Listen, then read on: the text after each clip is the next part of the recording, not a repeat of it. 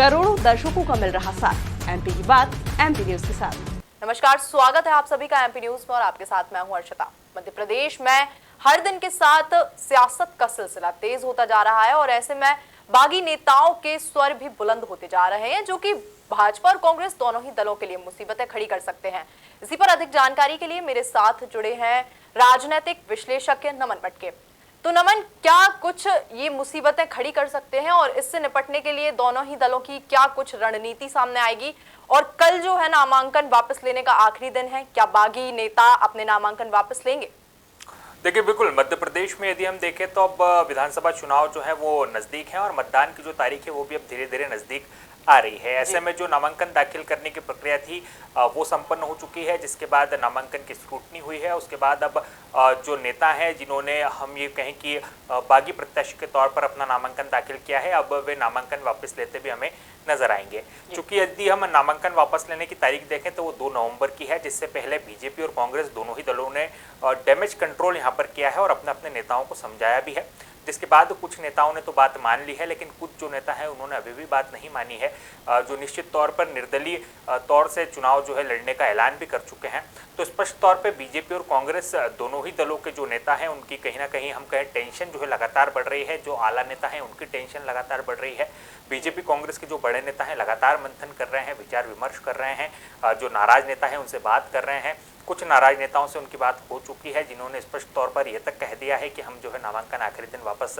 ले लेंगे। लेकिन कुछ नेता जो है अभी भी निर्दलीय प्रत्याशी बतौर निर्दलीय प्रत्याशी चुनाव मैदान में उतरने की यहाँ पर पूरी तैयारी करते भी नजर आ रहे हैं। चूंकि यदि देखें तो मध्य प्रदेश की पॉलिटिक्स में इस बार बदलता ट्रेंड नजर आया था। जैसे ही प्रत्याशियों की सूची जो है जारी हुई, उसके बाद नाराज नेता जो है कुछ नाराज नेता अलग अलग दलों में चले गए जहां उन्हें टिकट दे दिया गया। लेकिन कुछ जो नाराज नेता थे उन्होंने बतौर निर्दलीय प्रत्याशी जो है चुनाव मैदान में अपनी ताल ठोकी है, जो अब लगातार आगे बढ़ रहे हैं और निर्दलीय प्रत्याशी के तौर पर चुनाव लड़ने का पूरा मन भी यहाँ पर बना चुके हैं। यदि हम देखें तो यदि निर्दलीय प्रत्याशी यहाँ पर चुनाव मैदान संभालते हैं तो जिस भी पार्टी से के खिलाफ वो चुनाव लड़ेंगे, यानी जिस भी पार्टी से वे गए हैं उस पार्टी की टेंशन वो वहाँ पर बढ़ाएंगे, क्योंकि वो वहाँ पर वोट भी काटेंगे और इसी के साथ साथ जो प्रत्याशी चुनाव मैदान में वहाँ से लड़ रहे हैं उनके वोट काटते भी यहाँ पर नजर आएंगे। चूँकि दोनों ही दल यदि हम बात करें तो नाराज नेताओं को मनाने में जुटे हैं, उनके दिग्गज नेता नाराज नेताओं को मनाने में जुटे हैं।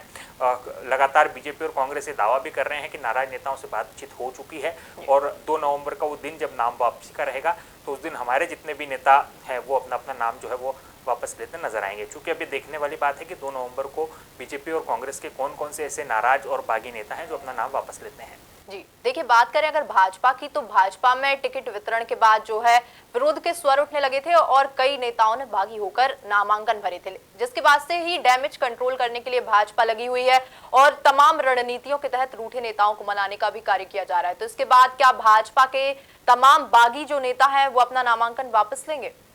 देखिए, बिल्कुल भारतीय जनता पार्टी के लिए बागी नेता एक बड़ी टेंशन बनकर यहाँ पर सामने आया है और इसका अंदाजा हम इस बात से लगा सकते हैं कि भारतीय जनता पार्टी ने बागी नेताओं को मनाने के लिए रूठे नेताओं को किस तरह से मनाया जा सके इसको लेकर मंथन बैठकें तक आयोजित की। अलग अलग संभागों में इस बैठक को संभागीय बैठक का नाम दिया गया, जिसमें केंद्रीय गृह मंत्री अमित शाह खुद जो है वो मध्य प्रदेश के दौरे पर आए। उन्होंने रूठे नेताओं से बातचीत की, उनको मनाने की कोशिश की, लेकिन जो नेता नहीं मान सके उसके बाद उन्हें मध्य प्रदेश के आला नेताओं को ये जिम्मेदारी दी गई कि उन नाराज नेताओं को मनाया जाए और जैसे तैसे करके नाराज नेता जो है चुनाव मैदान में नहीं उतरें, इसकी पूरी प्लानिंग जो है तैयार की जाए। लेकिन कहीं ना कहीं भारतीय जनता पार्टी की ये प्लानिंग कुछ तरीके से हम देखें तो सफल होती भी नजर आ रही है, क्योंकि कुछ नेताओं को मनाने में संगठन सफल हो गया है, लेकिन कुछ नेता अभी भी जो है मानते नजर नहीं आ रहे हैं और निर्दलीय प्रत्याशी के तौर पर वो ताल ठोकने के लिए तैयार नजर आ रहे हैं विधानसभा के चुनाव में। यदि हम बात करें तो अलग अलग संभागीय बैठकें हुई, वहाँ पर नाराज नेताओं से बातचीत की गई, विचार मंथन किया गया कि किस तरह से नाराज नेताओं को मनाया जा सकता है। सर्वाधिक नाराजगी यदि हम देखें तो मालवा निमाड़ अंचल में सामने आई है, वहाँ पर भी अलग अलग नेताओं से बातचीत की गई, उनको मनाया गया, मान मनोबल की गई है। लेकिन अब ये देखने वाली बात होगी कि जब नाम वापसी का आखिरी दिन होगा तो उस दिन कौन कौन से वो नेता हैं जो अपना अपना नाम वापस ले लेते हैं, या फिर कौन कौन से वो नेता हैं जो निर्दलीय प्रत्याशी के तौर पर चुनाव मैदान यहाँ पर संभालते नजर आएंगे। और निश्चित तौर पर यदि वे चुनाव मैदान संभालते हैं तो भारतीय जनता पार्टी के लिए भी एक बड़ी टेंशन होगी, क्योंकि आने वाला जो मध्य प्रदेश का चुनाव है वो बेहद घाटे की टक्कर यहाँ पर देखी जा रही है बीजेपी कांग्रेस के बीच। और ऐसे में जिस भी दल का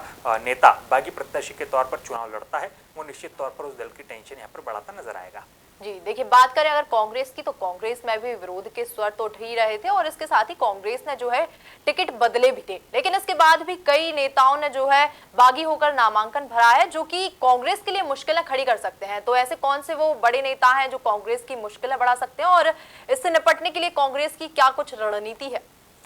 देखिए बिल्कुल, यदि हम बात कांग्रेस की करें तो कांग्रेस ने अपनी स्ट्रेटेजी यहाँ पर बदली भी थी, क्योंकि कांग्रेस ने जब देखा कि उन्होंने सूची जारी की उसके बाद कई नेता जो है नाराज नजर आए, लगातार विरोध प्रदर्शन हुआ, कई बागी नेता चुनाव मैदान में भी उतर गए, तो उन्होंने जैसे तैसे करके कुछ लोगों को मनाया और कुछ लोगों के टिकट यहाँ पर परिवर्तित भी कर दिए। लेकिन बावजूद उसके अभी भी जो अलग अलग विधानसभा है वहाँ पर बागी जो नेता है वो मानने के लिए तैयार नहीं है। यही कारण है कि वो लगातार मैदान चुनाव का जो है वो संभालते नजर आ रहे हैं और वही नेता जो है वो आने वाले समय में कांग्रेस की टेंशन जरूर यहाँ पर बढ़ा सकते हैं। क्योंकि यदि हम देखें तो जैसे आलोट में प्रेमचंद गुड्डू हैं, उन्होंने निर्दलीय प्रत्याशी के तौर पर नामांकन दाखिल भी किया है और अपना दम भी वहाँ पर वो दिखा रहे हैं। ऐसे महू में यदि हम देखें तो पूर्व विधायक हैं अंतर सिंह दरबार, उन्होंने बतौर निर्दलीय प्रत्याशी नामांकन दाखिल भी किया है और वो चुनाव मैदान से पीछे हटने को तैयार भी नहीं है। तो कुल मिलाकर यदि हम देखें तो इस तरह के जो बड़े नेता हैं, जो पूर्व में विधायक रहे हैं, सांसद रहे हैं, वो यदि चुनाव मैदान में उतरते हैं तो निश्चित तौर पर कांग्रेस की टेंशन यहाँ पर बढ़ना लाजमी है। और जिस तरह से मध्य प्रदेश के चुनाव में कांग्रेस ने अपनी स्ट्रेटेजी बदली, टिकट बदले,